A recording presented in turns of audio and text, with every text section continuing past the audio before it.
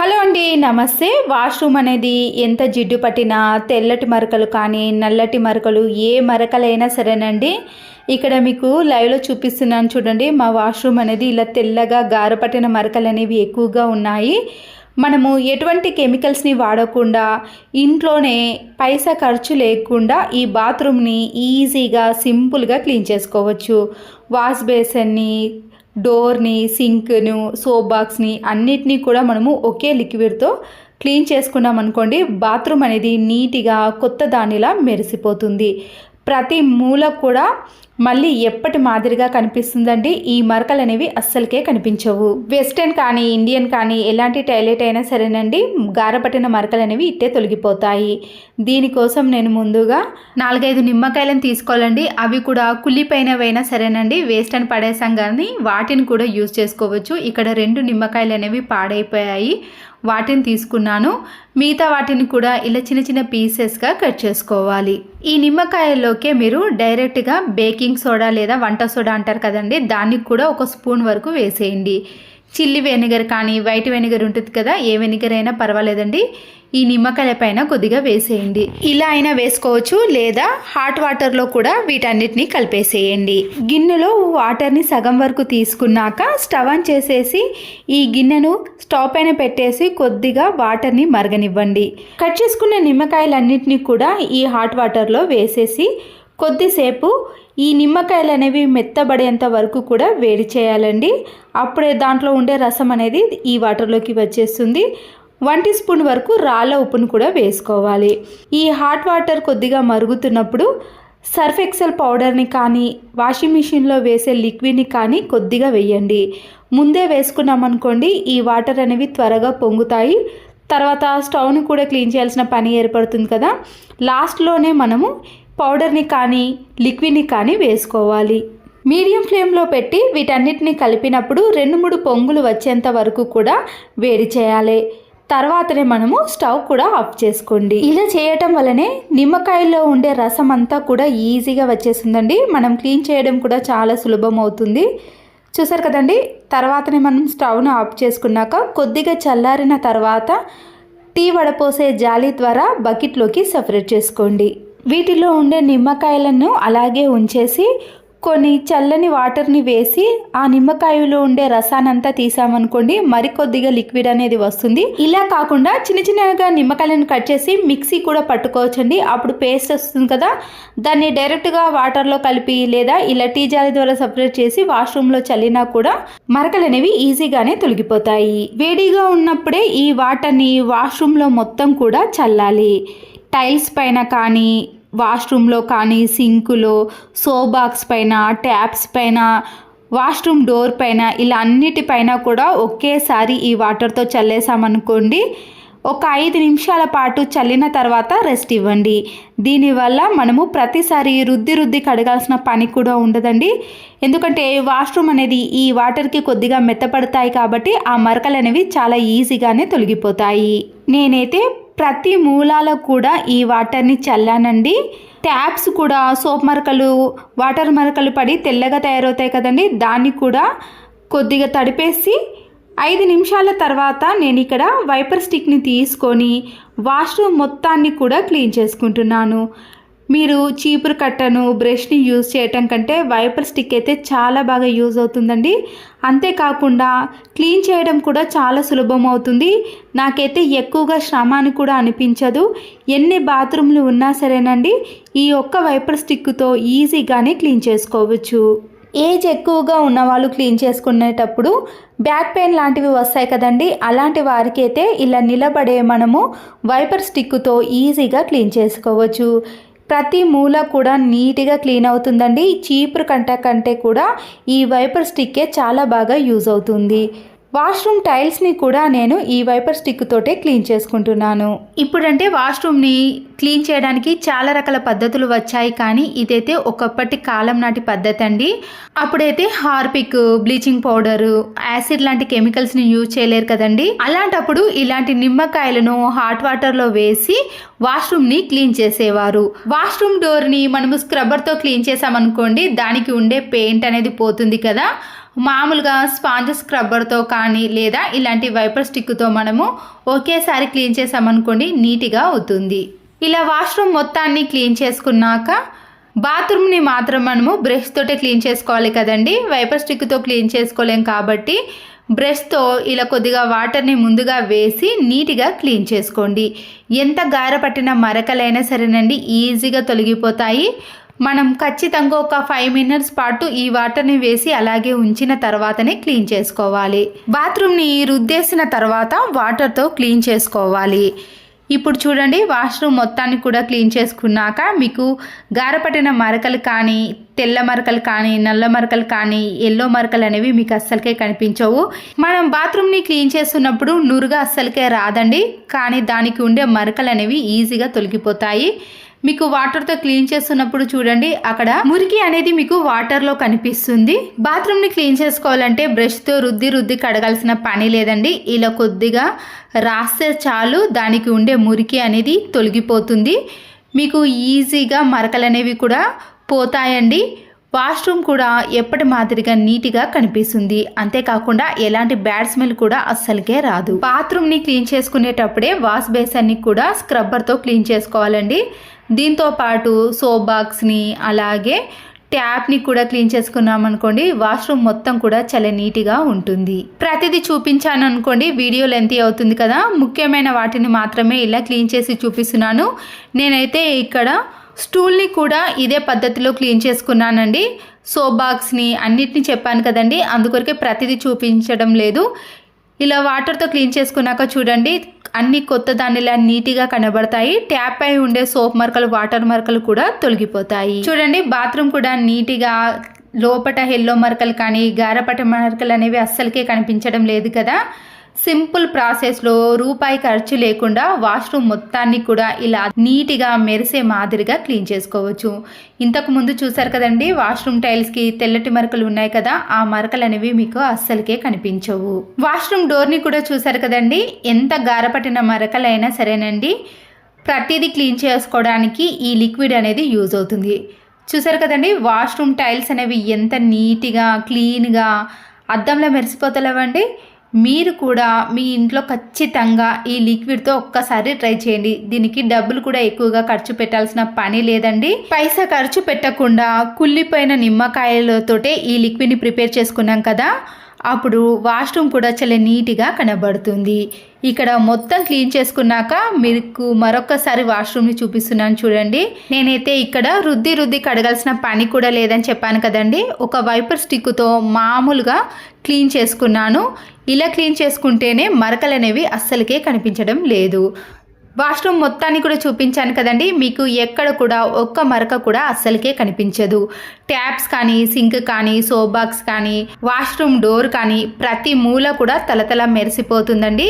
ఇలా క్లీన్ చేసుకున్నాక మరొక 15 డేస్ పాటు కూడా వాష్రూమ్ జోలికి పోకూడదు. అంటే దానంతటే అదే బ్యాడ్ స్మెల్ రాకుండా క్లీన్ చేసుకోవాలంటే మరొక టిప్ని చూపిస్తున్నానండి. అయిపోయిన కోల్గేట్ పేస్ట్ ఉంటుంది కదండి, దాన్ని వేస్ట్ అని పడేస్తాం, కానీ ఇలా పడేయకుండా పేస్ట్ని తీసుకున్నాక దాంట్లో చిల్లీ వెనిగర్ కానీ వైట్ వెనిగర్ని కొద్దిగా వేసేయండి. దీంతోపాటు కోల్గేట్ పేస్ట్ని కూడా యాడ్ చేయాలి. అయితే కోల్గేట్ పేస్ట్ని మనము కొద్దిగా వెడల్పుగా అన్నామనుకోండి పేస్ట్ అనేది దీని లోపలికి ఈజీగా వెళ్ళిపోతుంది. కోల్గేట్ పేస్ట్ కంటే ముందు నేను 2 రూపీస్ క్లీనింగ్ షాంపూ కానీ మీరా షాంపూ ఉంటుంది కదండి, ఒక షాంపూ ప్యాకెట్ మొత్తాన్ని కూడా ఈ పేస్ట్లోకి వేసేయండి. హ్యాండ్ వాష్ లిక్విడ్ ఉన్నా సరేనండి దాన్ని కూడా వేసుకోవచ్చు. వీటన్నిటిని వేసినాక ఈ క్యాప్ని పెట్టేసుకొని మేకు కానీ సూది లేదా చిన్న పిన్ ఉంటుంది కదండి, దాంతో 2 వైపులా కూడా చిన్న హోల్స్ అనేవి చేసుకోవాలి. ఇలా చేయటం వల్ల దాంట్లో ఉండే పేస్ట్ కానీ మనం వేసినవన్నీ కూడా కొద్దిగా బయటికి వచ్చేసాయి. ఇప్పుడు ఈ పేస్ట్ని తీసుకెళ్ళి వాష్రూమ్లో ఉండే ఫ్లష్ ట్యాంక్లో వేసేయండి. ఇలా వేసినప్పుడు ప్రతిసారి మనము ఫ్లష్ని ఆన్ చేసినప్పుడల్లా కూడా దాంట్లో ఉండే లిక్విడ్లన్నీ కూడా ఈ వాష్రూమ్లోకి వచ్చేసి ప్రతిదీ కూడా క్లీన్ అవుతుందండి. దీంట్లో వల్ల మనకి బ్యాడ్ స్మెల్ కానీ ప్రతిసారి క్లీన్ చేయాల్సిన పని కూడా ఉండదండి. ఇలా 15 డేస్ పాటు కూడా వాష్రూమ్ అనేది దానంతట అదే క్లీన్ అవుతుంది. మీరు కావాలంటే పేస్ట్కి బదులుగా మాస్క్ ఉంటుంది కదండి, దాన్ని కట్ చేసి కూడా ఇదే ప్రాసెస్లో చేసుకున్నారనుకోండి, వాష్రూమ్ అనేది 15 రోజుల పాటు క్లీన్ చేయకపోయినా నీట్గా కనబడుతుంది. ఈ వాష్రూమ్ అనేది ఇలా తెల్లటి మరకలు కానీ గారపట్టిన మరకలు ఏవైనా సరేనండి, మన ఇంట్లో ఉండే వాటితోటే వాష్రూమ్ని నీట్గా క్లీన్గా చేసుకోవచ్చు.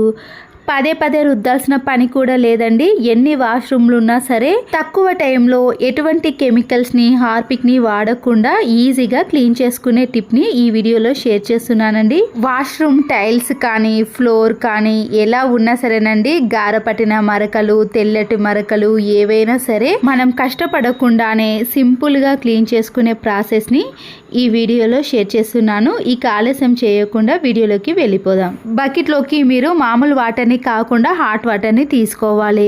ఇక్కడ గ్లీజర్ ఆన్ చేశాను కాబట్టి హాట్ వాటర్ వస్తున్నాయండి. మీరు మగ్గులో కానీ ఇలా బకెట్లో హాట్ వాటర్ని వేసుకున్న తర్వాత బ్లీచింగ్ పౌడర్ అనేది మనకి బయట అన్ని కిరాణం స్టోర్లో అవైలబుల్గా ఉంటుందండి. ఒకప్పుడు ఇలాంటి కెమికల్స్ ఏవీ లేనప్పుడు అప్పటి కాలంలో బ్లీచింగ్ పౌడర్ తోటే వాష్రూమ్ని క్లీన్ చేసేవారు. దీంతో పాటు వాషింగ్ మిషన్లో వేసే ఏరియర్ లిక్విడ్ కానీ సర్ఫెక్సల్ లిక్విడ్ ఉంటుంది కదండి, దాన్ని కూడా కొద్దిగా యాడ్ చేసుకోవాలి. ఇవన్నీ మిక్స్ అవ్వటానికి కొన్ని హాట్ వాటర్ని వేసి పూర్తిగా కలిపేసుకోండి. ఈ వాటర్ని ఇప్పుడు కొన్ని ఈ వాష్రూమ్లో చల్లుతూ మనము పూర్తిగా ఈ వాటర్ తోటే కడిగేసుకోవాలి. బ్లీచింగ్ పౌడర్ లిక్విడ్ వేసిన వాటర్ని వాష్రూమ్లో వేసిన తర్వాత వెంటనే మనము బ్రష్తో కానీ చీపురుకట్టతో కానీ క్లీన్ చేయకూడదండి. తెల్లటి మరకలు ఎక్కువగా ఉండటం వలన ఒక 5 మినిట్స్ పాటు మాత్రమే వాటర్ని చల్లిన తర్వాత కొద్దిసేపు అలాగే ఉంచేసేయండి. వాష్రూమ్లో ఉండే టైల్స్ పైన బాత్రూంలో మొత్తం ఇలా చల్లిన తర్వాత వైపర్ స్టిక్ ఉంటుంది కదండి, ఈ వైపర్ స్టిక్నే యూజ్ చేస్తున్నాను. చాలా ఈజీగా క్లీన్ అయిపోతుందండి. ఎక్కువగా కష్టపడకుండా ఇలా సింపుల్గా క్లీన్ చేసుకునే ప్రాసెస్ని చూపిస్తున్నానండి. బ్రష్తో అయితే పదే రుద్దాల్సిన పని ఉంటుంది కదా, ఇలా వైపర్ స్టిక్తో అయితే చాలా సింపుల్గా క్లీన్ చేసుకోవచ్చు. చూస్తున్నారు కదండి, ఇలా వాష్రూమ్ మొత్తాన్ని కూడా మనము ఫ్లోర్ని కానీ టైల్స్ని కానీ ఇలా వైపర్ స్టిక్ తోటే క్లీన్ చేసుకోండి. బ్రష్తో అయితే పదే వంగి క్లీన్ చేయాల్సిన పని ఉంటుందండి. ఈ స్టిక్తో అయితే నిలబడే ఈజీగా క్లీన్ చేసుకోవచ్చు. చాలా మందికి బాత్రూమ్ని క్లీన్ చేయాలంటే విసుగ్గా ఉంటుంది కదా, ఇలా క్లీన్ చేసుకొని చూడండి, ఎన్ని బాత్రూమ్లైనా 10 మినిట్స్లోనే ఈజీగా క్లీన్ చేసుకుంటారు. అంతే కదండి, చీపురు కట్ట కానీ బ్రష్తో కంటే ఇది అయితే చాలా సింపుల్ పద్ధతి అండి, వెంటనే క్లీన్ అయిపోతుంది. కావాలంటే మీరు ఈ వైపర్ స్టిక్కి స్టీల్ స్క్రబ్బర్ని వేసి కూడా క్లీన్ చేసుకోవచ్చండి. అలా అయితే గారపట్టిన మరకలు అయితే ఇంకా ఈజీగా క్లీన్ అయిపోతాయి. ఇలా వాష్రూమ్ అంతా క్లీన్ చేసుకున్న తర్వాత టైల్స్ పైన కూడా మనం వేసిన వాటర్ అనేవి ఆరిపోయినప్పుడు మరొకసారి ఇలా వాటర్ని చల్లుకుంటూ ఈ టైల్స్ని కూడా ఇలా ఈజీగా క్లీన్ చేసుకోవచ్చు. వాష్రూమ్లో ఉండే టైల్స్ కూడా చాలా హైట్లో ఉంటాయండి. ఒక్కొక్కసారి మనము బ్రష్తో క్లీన్ చేద్దామన్నా కూడా అవి సరిగా క్లీన్ కావు కదా. ఇలా వైపర్ స్టిక్ అనేది చాలా పెద్దగా ఉండటం వలన టైల్స్ అనేవి ఎంత హైట్లో ఉన్నా సరేనండి, మనము వెంటనే క్లీన్ చేయడానికి ఈజీ అవుతుంది. వాష్రూమ్లో ఇలా పైన బూజు పట్టినప్పుడు మనము స్టూల్స్ని కానీ ఏదైనా ఎక్కి క్లీన్ చేస్తాం కదండి, అలాంటిది ఏది అవసరం లేదండి. ఇలా కింది నుంచే మనము వైపర్ స్టిక్తో పైన ఉన్న బూజును కూడా ఈజీగా క్లీన్ చేసుకోవచ్చు. చూసారు కదండి, ఒక్క వైపర్ స్టిక్ అనేది మనకి వాష్రూమ్లో ఇన్ని రకాలుగా యూజ్ అవుతుంది. అలాగే వాష్రూమ్ డోర్ పైన కూడా సోప్ మరకలు వాటర్ మరకలు పడి ఇలా జిడ్డుగా తయారవుతుందండి. వాటిపై ఇలా వాటర్ని చల్లి మనము బ్రష్తో గట్టిగా రుద్దకూడదండి, ఎందుకంటే డోర్ పై ఉండే పెయింట్ అనేది పూర్తిగా పోతుంది. ఇలా మామూలుగా స్మూత్గా ఉండే స్క్రబ్బర్ని కానీ లేదా స్పాంజ్ స్క్రబ్బర్ ఉంటుంది కదండి, దాంతో అయినా ఇలా వాష్రూమ్ డోర్ని క్లీన్ చేసుకోవాలి. వాష్రూమ్ టైల్స్ని మనము వైపర్ స్టిక్తో క్లీన్ చేసుకున్నాం కదండి, ఈ వాష్రూమ్ని మాత్రం రోజు యూజ్ చేసే బ్రష్ ఉంటుంది కదండి, దాంతో క్లీన్ చేసుకుంటే చాలా నీట్గా కనబడుతుంది. ఎలాంటి మరకలైనా తొలగిపోతాయండి. ఒకవేళ గారపట్టిన మరకలు ఎక్కువగా ఉన్నాయనుకోండి, స్టీల్ స్క్రబ్బర్తో క్లీన్ చేసుకుంటే ఆ మరకలు కూడా పోతాయి. చూడండి, హాట్ వాటర్లో కలిపి ఇలా వాష్రూమ్ని క్లీన్ చేసుకున్నాం అనుకోండి, దానికి పట్టిన జిడ్డు మరకలు అనేవి ఇలా పూర్తిగా వచ్చేస్తున్నాయి. రుద్దాల్సిన పని లేకుండా వాష్రూమ్ని క్లీన్ చేసుకోవాలంటే నైట్నే మనము ఈ వాటర్ని అంతా కూడా చల్లి వాటర్తో క్లీన్ చేసుకున్నాం అనుకోండి, మనము బ్రష్ పెట్టి రుద్దాల్సిన పని కూడా ఉండదు. తర్వాత చూడండి ఇలా వాటర్తో క్లీన్ చేసుకున్నారనుకోండి, వాష్రూమ్ అనేది కొత్త దానిలా నీట్గా ఎలాంటి మరకలు లేకుండా కనిపిస్తుంది. ప్రతిసారి వాష్రూమ్ని క్లీన్ చేయాలంటే హార్పిక్ లాంటివి కానీ యాసిడ్ లాంటి కెమికల్స్ని యూజ్ చేయడం కంటే ఇలా ఇంట్లో ఉన్న వాటితోటే క్లీన్ చేసుకోవచ్చండి. ఎలాంటి మరకలైనా తొలగిపోతాయి. అయితే బ్లీచింగ్ పౌడర్ని వాడేటప్పుడు డ్రెస్ పైన పడకుండా చూసుకోవాలండి. ఎందుకంటే డ్రెస్ పైన పడ్డదనుకోండి ఆ మరకలు అనేవి అస్సలకే పోవు. ఇక్కడ నేనైతే హ్యాండ్ గ్లౌజులు కానీ చెప్పులు కానీ అస్సలకే వాడటం లేదండి. బ్లీచింగ్ పౌడర్ అనేది మరీ అంత పవర్ఫుల్ కాదండి, కానీ క్లీనింగ్ ప్రాసెస్లో మాత్రం చాలా బాగా యూజ్ అవుతుంది. కావాలంటే మీరు హ్యాండ్ గ్లౌజులు కానీ చెప్పులు వేసుకొని వాష్రూమ్ని క్లీన్ చేసుకోవచ్చు. చూడండి వాటర్తో క్లీన్ చేస్తున్నప్పుడే మరకలన్నీ కూడా పూర్తిగా తొలగిపోయాయి. వాష్రూమ్ టైల్స్ కూడా చూసారు కదండి, తెల్ల మరకలు ఉండే కదా, అవి కూడా పూర్తిగా తొలగిపోయాయి, అద్దంలా మెరిసిపోతున్నాయి. బ్లీచింగ్ పౌడర్ అనేది త్వరగా కరగదు కాబట్టి హాట్ వాటర్లో కలిపి మనము వాష్రూమ్ని క్లీన్ చేసుకోవాలండి. అప్పుడే మరకలు అనేవి పూర్తిగా తొలగిపోతాయి. ఇంతకుముందు వాష్రూమ్ డోర్కి కూడా ఇలా తెల్లటి మరకలు ఎక్కువగా కనిపించాయి కదండి. బ్లీచింగ్ పౌడర్తో క్లీన్ చేసుకున్నాక ఒక్క మరక కూడా డోర్ పైన కనిపించదండి. వాష్రూమ్ టైల్స్ కూడా చాలా నీట్గా తయారయ్యాయి కదండి. ఇక్కడ నేను ఎక్కువగా ఏమి యూజ్ చేయలేదండి. ఒక బ్లీచింగ్ పౌడరు, వాషింగ్ మిషన్లో వేసే లిక్విడ్ మాత్రమేనండి. అలాగే నేను ట్యాప్స్ పైన కూడా ఈ వాటర్ని వేసి మిగిలిపోయిన సబ్బు తునుకలు ఉంటాయి కదండి, వాటితో అయినా ఇలా క్లీన్ చేసుకుంటున్నాను. స్క్రబ్బర్తో కానీ చేత్తో కానీ ఈ ట్యాప్స్ని ఇలా క్లీన్ చేసుకోవచ్చండి. ఎలా క్లీన్ చేసుకున్నా కూడా చాలా నీట్గా తయారవుతాయి. తర్వాత వాటర్తో క్లీన్ చేసుకొని చూడండి, కొత్త దానిలా మెరిసిపోతున్నాయి కదా. ఎలాంటి ట్యాప్స్ అయినా సరేనండి, కొద్దిగా ముందుగానే బ్లీచింగ్ పౌడర్ని చల్లిన తర్వాత స్క్రబ్బర్తో కానీ లేదా మిగిలిపోయిన సబ్బు తునుకలు ఉంటాయి కదా, దాంతో అయినా క్లీన్ చేసుకుంటే చాలా నీట్గా కనబడుతుంది. చూడండి బాత్రూమ్ కూడా ఎంత కొత్త దానిలా కనిపిస్తుంది, అద్దంలో మెరిసిపోతుంది కదండి. ఇంతకు ముందుకి ఇప్పటికీ తేడా చూసారు కదండి.